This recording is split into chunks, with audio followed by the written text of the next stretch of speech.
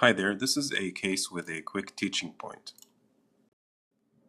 You're looking at a CT scan without IV or oral contrast on a 76-year-old female patient who presented with constipation.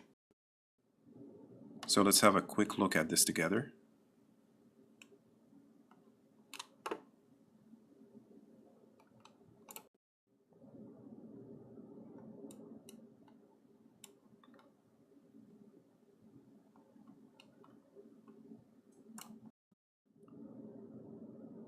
Even though it's difficult to assess bowel loops without oral or IV contrast, it is not impossible. In fact, as a radiologist, you have to look at these structures carefully whether you have contrast or not. The abnormality in this case is related to the colon.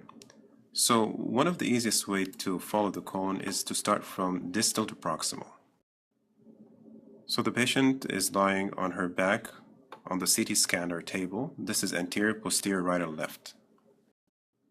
So going from distal to proximal, you have the anal verge. Here you have the rectum. As you look at the colon, you'll notice that you have these internal densities, which are bubbly or frothy in appearance. This represents fecal matter. As we go more proximally, the rectum connects to the sigmoid colon.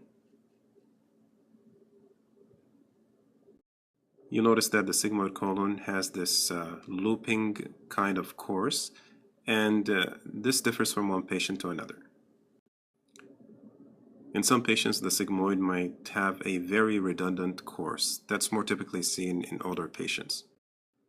Another observation is that the rectum and sigmoid are not distended, so you don't have distal obstruction. You might have proximal obstruction, but it's not distal here. You'll notice that the sigmoid has these outpouching rounded structures that contain internal air or fecal material. These are sigmoid diverticuli or diverticuloses. You'll also notice that the dark fat around the sigmoid is clean. The diverticuli are well defined, so there is no diverticulitis. To continue with the sigmoid, going backwards, it connects to this part of the colon here, which is a vertical part. And this vertical part here is the descending colon.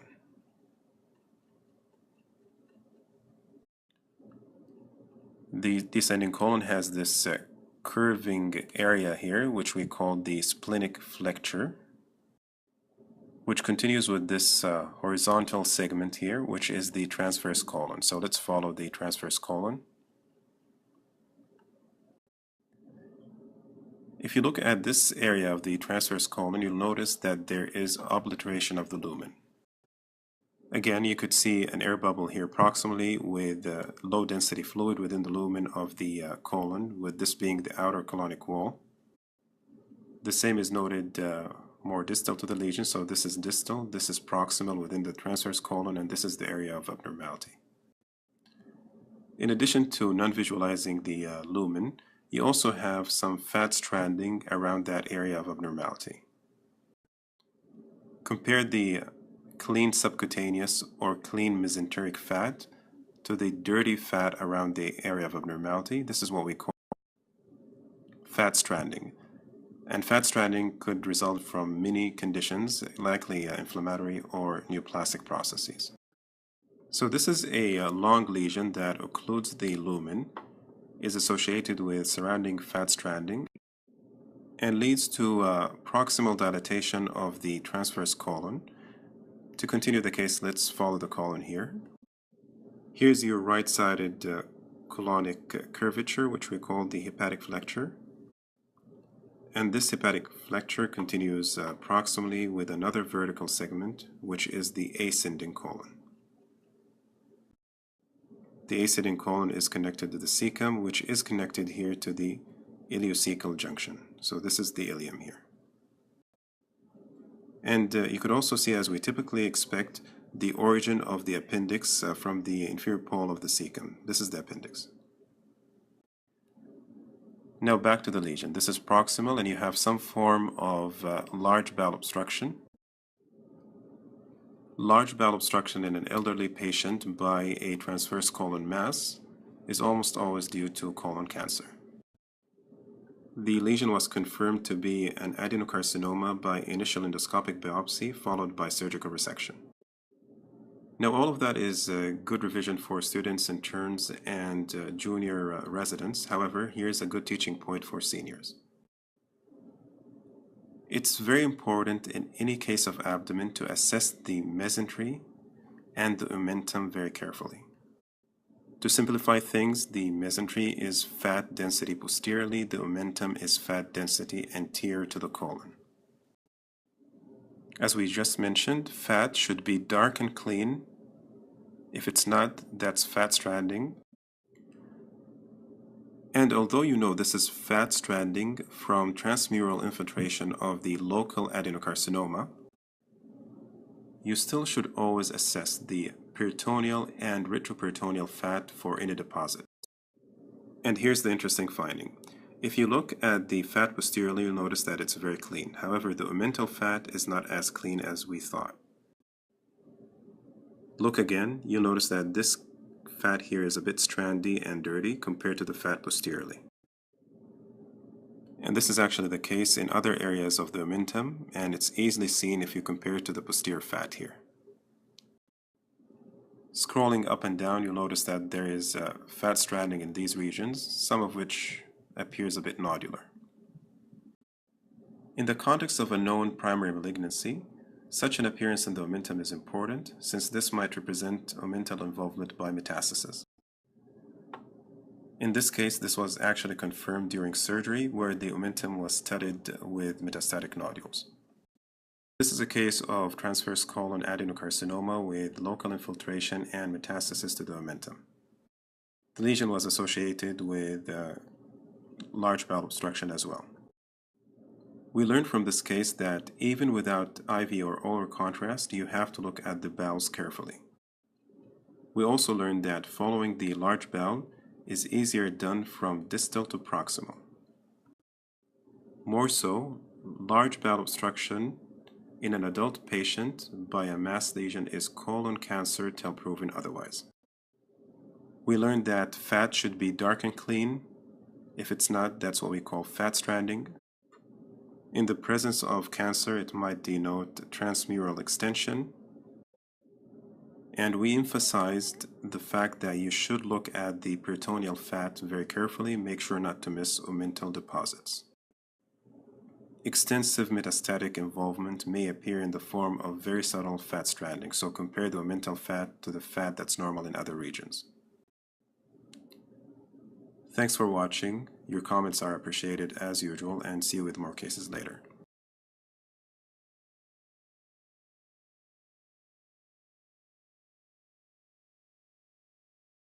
Hi everybody. Since both juniors and seniors are asking for some basic imaging, let's take this case. The two big obvious things that you might have noticed here is the cardiac enlargement and the lung opacities.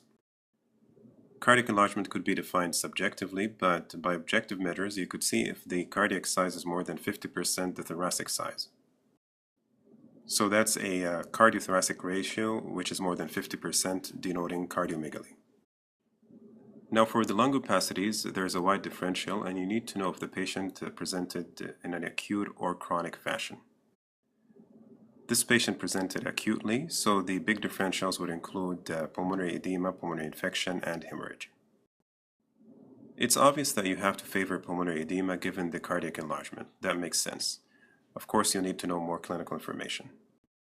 Now, since you're thinking about pulmonary edema, try to look for other signs that support the diagnosis. We know that if you see thickened septations, that's something that could support the diagnosis of pulmonary edema. A famous thickened interstitial component is called curly B line. So curly B lines are very thin lines that you could see here near the costophrenic angle, and such line is usually perpendicular to the pleura. That's what you see here, and these are abnormal thickened curly B lines. Despite this being a famous teaching point for students, I think it's a very difficult thing to look for. I'm not saying you don't have to look for it, try to look for it, but if you don't see it, you actually have something that's much, much easier. And that's seen on the lateral chest radiograph with ease. This is here a fissure that's normal, you barely see it. This is here a continuation of that major fissure of the lung which appears thickened. This is a thick fissure. And a thick fissure is equivalent to a thick curly B line. So the easiest curly B line is a thick fissure on the lateral chest radiograph. Now seeing the curly B lines and the thickened fissure on the lateral, that supports a wet lung in the context of pulmonary edema. Another thing that you have to look for is the presence of a pleural effusion, which is commonly associated with pulmonary edema. We know that fluid accumulates in the dependent areas, so if you have a costophrenic sulcus where fluid would accumulate, you'd see it blunted. So this is a relatively normal and sharp left costophrenic angle, denoting the absence of left pleural effusion. However, compare that left sharp angle to this right angle. Although it appears relatively okay, it's not that normal. If you look here, you'll notice that the costophrenic angle has a rounded edge, so it's blunted, denoting a small right pleural effusion. Now, the presence of a tiny right pleural effusion is further evidence to the pulmonary edema. Now that's all fine and well, but have you noticed another finding? The finding I'm referring to may explain why the patient has edema. To make sure you don't miss such a finding, you need to know this concept. The density behind the heart should be equal on the left and on the right. Applying that rule, you notice that there are these vascular markings behind the heart, but the density appears homogeneous. Compare that to the right. This is not the case. There's this relatively homogeneous density, and then you have another added density here. This added density could have a differential diagnosis, but it is very typical for something known as a double density sign. This double density sign is a reliable sign for enlargement of the left atrium. To understand this further, you need to know that this border here represents the right atrium. You need to remember as well that the left atrium resides posteriorly and does not appear on the radiograph unless dilated, such as in this case. So yellow is normal right atrial border, green is abnormal dilated left atrial border. Now that you see one sign of left atrial dilatation, let's look at the two other famous signs. In a normal case, you'll have the aortic contour followed by the pulmonary contour and then a relatively small dip below the aortic contour. Now, straightening of the cardiac border immediately below the pulmonary artery or even a bulge are signs of left atrial dilatation. That's because the left atrium has an extension known as the left atrial appendage, which if distended as well could lead to straightening or a bulge. The straightening that we see here in the left cardiac border below the pulmonary artery is actually famous in internal medicine teaching. I'll have to caution though that this is not an easy sign to detect since many normal patients may have what looks like a straightened border. You may see a straightened left cardiac border here without atrial dilatation due to technical factors or other factors. So this straightening that we make a big deal out of is really not a very easy or reliable sign. To explain the other sign, let's go over this. This is the trachea, this is the right bronchus, this is the left bronchus. And this here is the bifurcation of the trachea, which we have a fancy name for. We know this as the carina.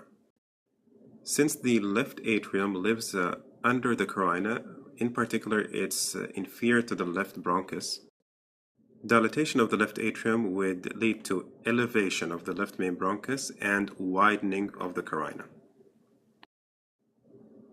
There are measurements, but subjectively looking at this, there is minimal widening of the carina here. Although in radiology we try to look for widening of the carina, it's a very late sign. So if you see it, everybody else in the hospital knows that the patient has dilatation. So we have all the features of left atrial dilatation here. The commonest reason for that would be mitral valve disease, in particular mitral stenosis. So the case is a case of mitral stenosis with left atrial dilatation and associated pulmonary edema with a tiny right pleural effusion. Now let's summarize what we saw here. Capacities in the lung may be acute or chronic. If acute, think about edema, hemorrhage, and infection. If you're thinking about edema, look for secondary signs such as the curly B line, which is difficult to see. To support that, look at the fissures on the lateral, which should be thin. If it's thick, that's good evidence of interstitial pulmonary edema. Make sure the cosophrenic angle is sharp. If it's not sharp and blunted, that's a sign of pleural effusion, which is further support. More so when you look at the heart, try to assess chamber dilatation. In this case, we had all the features of left atrial dilatation. The most reliable sign is a double density sign. The density behind the heart should be equal. If it's not the case, think about that. Dilatation of the atrial appendage may lead to straightening or convexity along the left cardiac border. Not a very reliable sign to look for. And since the left atrium resides below the left bronchus, it might elevate that and lead to widening of the carina, which is a very late sign. If you have left atrial dilatation, think about mitral valve disease, which could be stenosis, regurgitation, or both. Thanks for watching. I would love to hear your comments and contributions, and see you with more cases later.